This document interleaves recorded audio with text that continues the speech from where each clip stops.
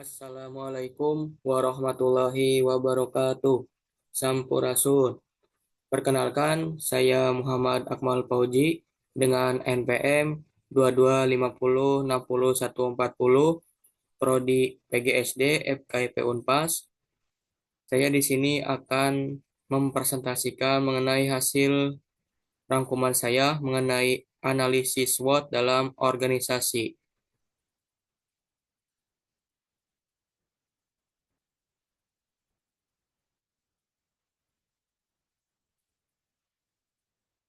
Di sini ada pengertian analisis SWOT.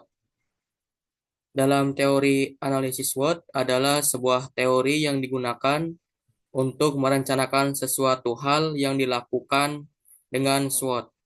SWOT adalah sebuah singkatan dari S adalah strength atau kekuatan, W adalah weakness atau kelemahan, dan O adalah opportunity atau kesempatan, dan T adalah threat atau ancaman. SWOT ini biasa digunakan untuk menganalisis suatu kondisi di mana akan dibuat sebuah rencana untuk melakukan sesuatu. Sebagai contoh, yaitu mengadakan atau melaksanakan program kerja. Selanjutnya, analisis SWOT ini terdapat ada internal meliputi terhadap faktor kekuatan atau strength dan kelemahan atau yang disebut dengan weakness. Yang kedua ada analisis eksternalnya, mencakup faktor peluang atau yang disebut dengan opportunity dan tantangan yang disebut dengan threat. Selanjutnya, analisis SWOT dalam organisasi. Dalam sebuah organisasi, biasanya setiap awal periode kepengurusan dilaksanakan pembuatan rencana program kerja. Untuk itu, biasanya akan dilakukan sebuah analisis kondisi mengenai suatu organisasi tersebut. Analisis SWOT ini biasanya dicantumkan dalam GBHK, garis-garis besar haluan kerja, yang menjelaskan tentang kondisi lingkungan organisasi baik kondisi internal maupun eksternal. Analisis SWOT ini merupakan sebuah penyelidikan tentang situasi dan kondisi dalam suatu lingkungan. Contohnya, pada sebuah organisasi yang akan merancang dan membuat program kerja. Untuk itu, mereka harus tahu tentang kondisi organisasi mereka dan lingkungan di mana organisasi itu berada.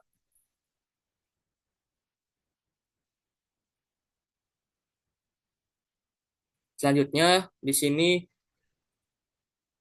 analisis SWOT dalam organisasi, mereka melakukan analisis SWOT. Yang pertama itu ada strength, yaitu dengan mengetahui kekuatan organisasi. Dalam hal ini, kekuatan bisa diartikan sebagai kondisi yang menguntungkan untuk organisasi tersebut. Misalnya, dalam kepengurusan yang selalu ada di setiap organisasi, atau kepengurusannya itu selalu membantu, mendukung untuk mengadakan sebuah program kerja. Yang kedua, ada weakness, yaitu dengan mengetahui kelemahan organisasi. Dalam hal ini, kelemahan bisa diartikan sebagai suatu kondisi yang merugikan untuk organisasi tersebut. Contohnya, dalam sebuah organisasi, kondisi anggota ataupun kepengurusan yang jarang aktif dan ketika akan mengadakan sebuah program kerja, kekurangan dana untuk mengadakan sebuah program kerja. Yang ketiga, ada opportunity, yaitu dengan mengetahui kesempatan organisasi. Dalam hal ini, biasa diartikan sebagai suatu hal yang bisa menguntungkan jika dilakukan, namun jika tidak diambil, bisa merugikan atau sebaliknya. Yang ketiga ini misalnya dalam sumber dana, bila diminta, maka bisa cair dananya untuk sebuah program kerja. Apabila tidak diajukan kepada pihak yang bersangkutan, maka untuk program kerja tidak mendapatkan sebuah dana untuk mendukung program kerja tersebut. Yang terakhir, yang keempat, yaitu threat, yaitu dengan mengetahui ancaman organisasi. Dalam hal ini, bisa diartikan sebagai suatu hal yang akan menghambat atau mengancam selama perjalanan kepengurusan. Yang keempat ini sebuah ancaman yang dimana pasti ada ancaman ataupun apa ketika akan mengadakan sebuah program kerja yang diadakan oleh organisasi tersebut. Misalnya banyak pengurus ataupun anggota yang kurang aktif berpartisipasi dalam organisasi ataupun sebuah program kerjanya.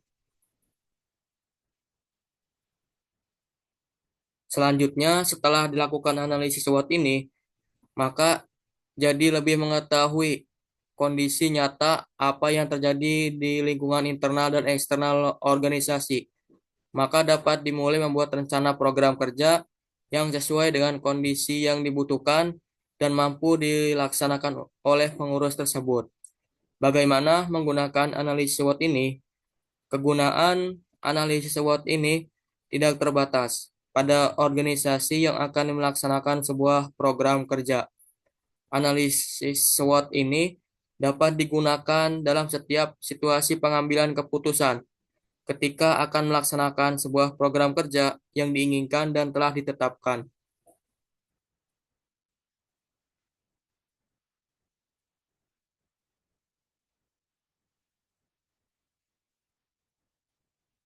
Jadi kesimpulannya dari rangkuman mengenai analisis SWOT dalam organisasi, kesimpulannya analisis SWOT adalah salah satu tools analisis yang melihat kondisi internal dan eksternal dalam sebuah organisasi. Maaf, diulang. Analisis SWOT adalah salah satu tools analisis untuk melihat kondisi internal dan eksternal dalam sebuah organisasi berdasarkan kekuatan, kelemahan, peluang maupun tantangan yang ada dalam suatu organisasi. Analisis SWOT ini juga dapat digunakan sebagai dasar untuk merancang sebuah program kerja yang ada di dalam sebuah organisasi. Jadi ketika organisasi itu akan melaksanakan atau merancang sebuah program kerja ataupun kegiatan, maka perlu diadakan terlebih dahulu mengenai analisis SWOT ini untuk menentukan bagaimana untuk kedepannya ketika melaksanakan sebuah program kerja atau melaksanakan program kerja ataupun suatu kegiatannya. Sekian presentasi hasil rangkuman dari kami mengenai analisis SWOT dalam organisasi. Kurang dan lebihnya mohon maaf. Wassalamualaikum warahmatullahi wabarakatuh.